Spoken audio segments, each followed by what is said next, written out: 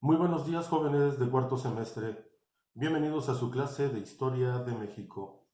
Hoy nos vamos a referir a la Constitución de 1857 y a los gobiernos de Benito Juárez García. La Constitución de 1857. Esta Constitución, planeada a partir de las leyes manipuladas por los liberales, creó una república representativa, democrática y federal.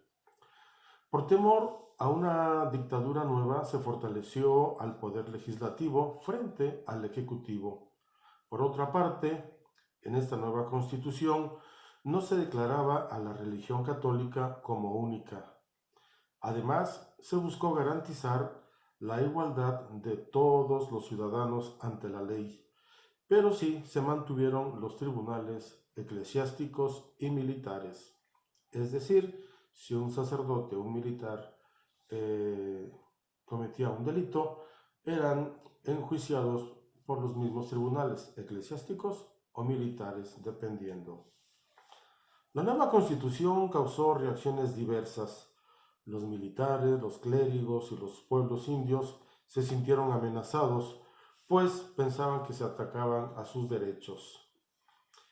Obviamente va a provocar alguna coyuntura entre los liberales y los conservadores, y esto va a traer como consecuencia una guerra nuevamente civil, conocida como la Guerra de Reforma.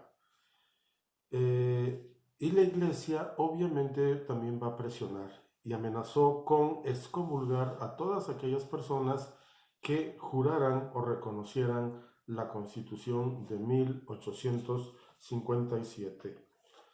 En enero de 1858, los conservadores desconocieron al presidente Comonfort, el cual va a salir huyendo del país.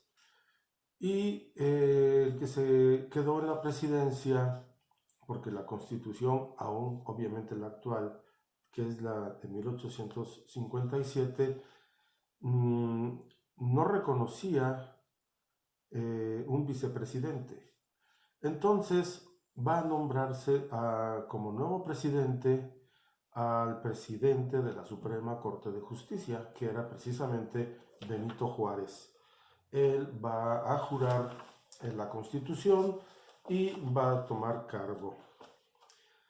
La República pues no había dejado de existir, entonces tuvo que ser restablecido por el triunfo liberal. Recuerden que venimos de una guerra en contra de los franceses, y después de que habían estado persiguiendo a Benito Juárez, los liberales terminaron derrotando a los conservadores que estaban apoyando a Maximiliano de Habsburgo.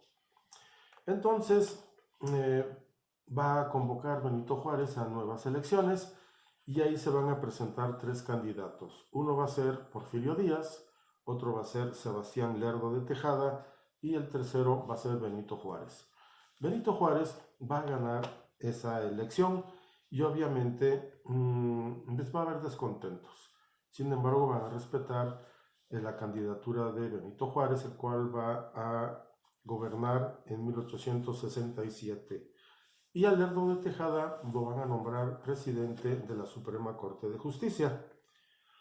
Benito Juárez va a impulsar el desarrollo de México de tal manera que le va a encargar a empresas inglesas como para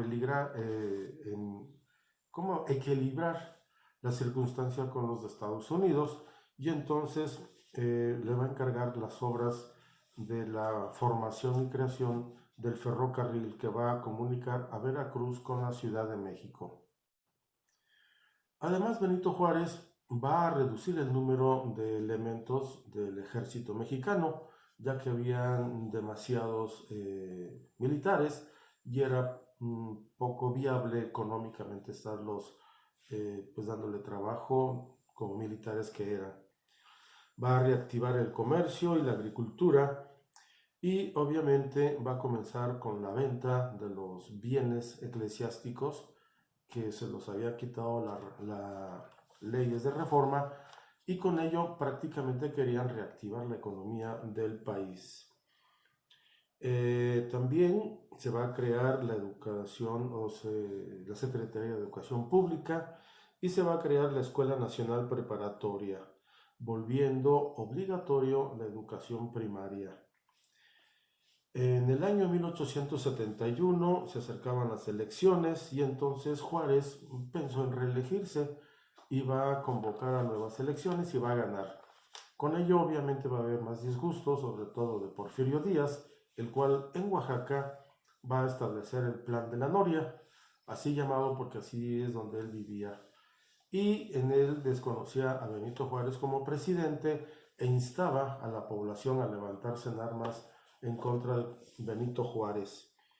Pero obviamente esta insurrección va a ser sofocada después de 4 meses y Porfirio Díaz prácticamente va a quedar en paz. Sin embargo, tristemente, Benito Juárez no pudo concluir este último mandato presidencial, ya que va a morir el 18 de julio de 1872. Se supone que murió de angina de pecho mientras dormía. Sebastián Lerdo de Tejada es el que va a asumir la presidencia para continuar ese ciclo presidencial. Gracias por su atención y no olviden enviar sus evidencias. Cuídense.